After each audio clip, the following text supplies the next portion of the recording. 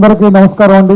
Election commission ఈ సార్వత్రిక ఎన్నికలు నిర్వహించడంలో ఘోరంగా విఫలమైంది. ఎలక్షన్ కమిషన్ చాలా పక్షపాతంతో వ్యవహరించింది. ఎలక్షన్ కమిషన్ ద్వంద్వ వైఖరి అవలంబించింది. అందుకే ఇటువంటి పనికిమాలిన ఎలక్షన్ కమిషన్ గతంలో ఎన్నడూ చూడలేదు. చంద్రబాబు గారు ముఖ్యమంత్రిగా రివ్యూలు కండక్ట్ చేస్తూ ఉంటే ఎలక్షన్ కోడ్ అమల్లో ఉన్నది, రివ్యూస్ కండక్ట్ చేయడానికి వీల్లేదని చెప్పిన ఎలక్షన్ కమిషన్ మరి పక్క రాష్ట్రంలో తెలంగాణ రాష్ట్రంలో ఈ నెల 11వ తారీఖున ఎన్నికలు అయిపోయిన వెంటనే 5 గంటలకే ఆ రాష్ట్ర చీఫ్ సెక్రటరీ తదితర ఉన్నత అధికారులతోటి కేసీఆర్ గారు ఒక రివ్యూ కండక్ట్ చేస్తే ఏం చేసింది ఎన్నికల కమిషన్ అని అడుగుతున్నాం. ఏమిటి ఈ ద్వంద్వ వైఖరి అని మేము అడుగుతున్నాం ఎలక్షన్ కమిషన్ ని. చంద్రబాబు గారు కండక్ట్ చేస్తే కండక్ట్ చేయడానికి వీల్లేదు అని చెప్పిన ఎలక్షన్ కమిషన్ అక్కడ కేసీఆర్ గారు కండక్ట్ చేస్తే ఎందుకు నిన్నకున్నది? మరలా మీ అధికారులందరినీ మరలా పిలుస్తానేను, అవసరమైనప్పుడు పిలుస్తానని ఆయన అంటే వీళ్ళెందుకు కిమ్మనకుండా కూర్చున్నారో సమాధానం చెప్పమని మేము ద్వివేది గారిని అడుగుతున్నాం. మీరు వ్యవహరించే తీరు అక్కడ తెలంగాణ రాష్ట్రంలో చీఫ్ ఎలక్టరల్ ఆఫీసర్ వ్యవహరించే తీరు భిన్నంగా ఉన్నాయి, సమాధానం చెప్పమని చెప్పి కూడా మేము అడుగుతున్నాం. ఈ ఎలక్షన్ కమిషన్ చాలా అసమర్థంగా వ్యవహరిస్తుందని చెప్పి కూడా మేము చెప్పడానికి రికార్డెడ్గా మాట్లాడుతున్నాను. మేము ఈ ఎన్నికల కమిషన్కి 157 కంప్లైంట్స్ ఇచ్చాం తెలుగుదేశం పార్టీ తరఫున. వివిధ రకాల కంప్లైంట్స్ 157 కంప్లైంట్స్ ఇస్తే ఏం యాక్షన్ తీసుకున్నారని మేము అడుగుతూ ఉన్నాం. మేము ఒక్కదానికైనా మీరు చర్య తీసుకున్నారని మేము అడుగుతూ ఉన్నాం. మేము ఇచ్చిన కంప్లైంట్స్ అన్ని చెత్తబుట్టలో పడేశారా లేకపోతే యాక్షన్ తీసుకున్నారా? సమాధానం చెప్పమని మేము ద్వివేది గారిని అడుగుతున్నాం. సెంట్రల్ ఎలక్షన్ కమిషనర్ అని మేము అడుగుతున్నాం. ఏం యాక్షన్ తీసుకున్నారు? ఇందులో చాలా ముఖ్యమైన కంప్లైంట్స్ కూడా ఉన్నాయి. రిగ్గింగ్ జరిగిన దాని గురించి మేము కంప్లైంట్స్ ఇచ్చామే. ఓటింగ్ శాతానికి మించి 109% ఓట్లు పోలేని అని చెప్పి మేము అడిగామే. మేము యాక్షన్ తీసుకోమని 618 చోట్ల 618 చోట్ల సమయానికి మించి పోలింగ్ ఎలక్ట్రానిక్ పోలింగ్ మెషిన్ పనిచేయట్లేదు, ఈవీఎంస్ పనిచేయటం లేదు.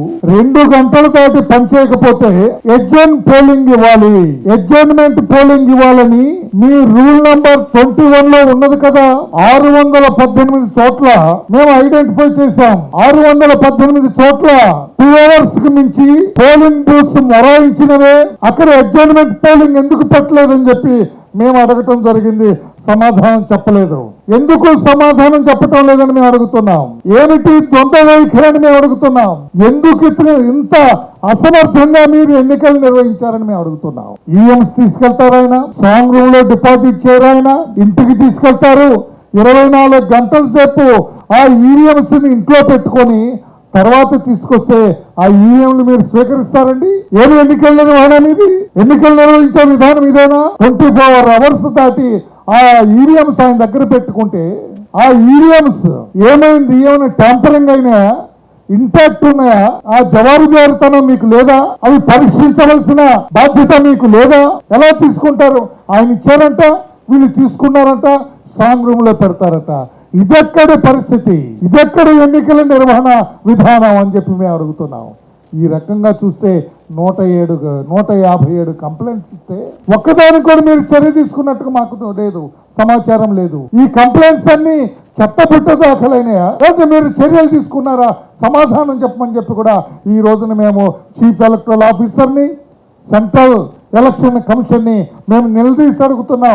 సమాధానం చెప్పవలసిన బాధ్యత మీ మీద ఉంది. ఇటువంటి పనికిమాలిన ఎలక్షన్ కమిషన్ గతంలో ఎన్నడూ చూడలేదు. బాధ్యత రాహిత్యం ఎలక్షన్ కమిషన్ అడుగడుగునా కనపడుతూ ఉన్నది. ఈ ఎన్నికల నిర్వహణలో బాధ్యత రాహిత్యం అడుగడుగునా ఈ ఎలక్షన్ కమిషన్ దగ్గర ప్రస్ఫుటంగా కనపడిందని చెప్పి కూడా మేము తెలియజేస్తున్నాం. ఎందుకు ఇంతకు ఇచ్చారు? ఏమిటి పక్షపాత ధోరణి? ఏమిటి ఈ రకంగా ద్వంద్వ వైఖరి ఎందుకు అవలంబిస్తారు? మీరేమిటి ఎవరిని కొమ్ముగాయాలని, ఏ పార్టీకి విజయాన్ని చేకూర్చాలని మీ తాపత్రయం, ఎవరిని గెలిపించాలని మీ తాపత్రయం, మీ ఆరాటం? సమాధానం చెప్పమని చెప్పి కూడా ఎలక్షన్ కమిషన్ మేము కోరుతున్నాం. ఎందుకు ఈ రకంగా ద్వంద్వ వైఖరి తప్పుడు విధానాలు అవలంబించింది ఎలక్షన్ కమిషన్? ఈ రకంగా పలు చోట్ల 100% మించి పోలింగ్ అయితే ఏం చేయాలండి? రీపోలింగ్ పెట్టవలసిన బాధ్యత మీకు లేదా? సీరియస్ గా తీసుకోవాల్సిన బాధ్యత మీకు లేదా? ఎందుకు తాత్సారం చేస్తున్నారని చెప్పి కూడా ఎలక్షన్ కమిషన్ ని మేము కోరుతున్నాం. ఇప్పటికైనా సమాధానం చెప్పండి. మీ తప్పిదాలు ఒప్పుకోండి, మీ తప్పుడు విధానాలు ఒప్పుకోండి, మీ ద్వంద్వ వైఖరి ఒప్పుకోండి. ఎలక్షన్ నిర్వహణ సరిగా జరపలేకపోయాము అని చెప్పాల్సిన బాధ్యత మీకు లేదా అని చెప్పి నేను ఎలక్షన్ కమిషన్ కోరుతున్నాం. ఇటువంటి పనికి మాలిన చెత్త ఎలక్షన్ కమిషన్ని మనం గతంలో ఎప్పుడు చూడలేదని చెప్పి కూడా మేము తెలియజేస్తున్నాం. అందుకే ఇప్పటికైనా మా 157 కంప్లైంట్స్కి సమాధానం చెప్పండి. మొన్న చంద్రబాబు నాయుడు గారు సాక్షాత్తు చీఫ్ ఎలక్షన్ కమిషనర్ని కలిసి కంప్లైంట్ ఇచ్చారు.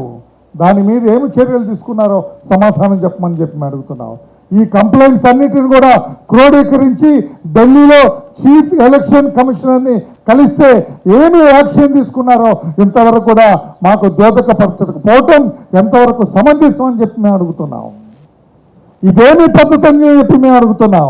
మా కంప్లైంట్స్ మీద మీరెందుకు యాక్షన్ తీసుకోవట్లేదని చెప్పి కూడా మేము అడుగుతున్నాం. ఇది మీ తప్పిదం కాదా? మీ అసమర్థత కాదా? మీ చేతకానితనం కాదా?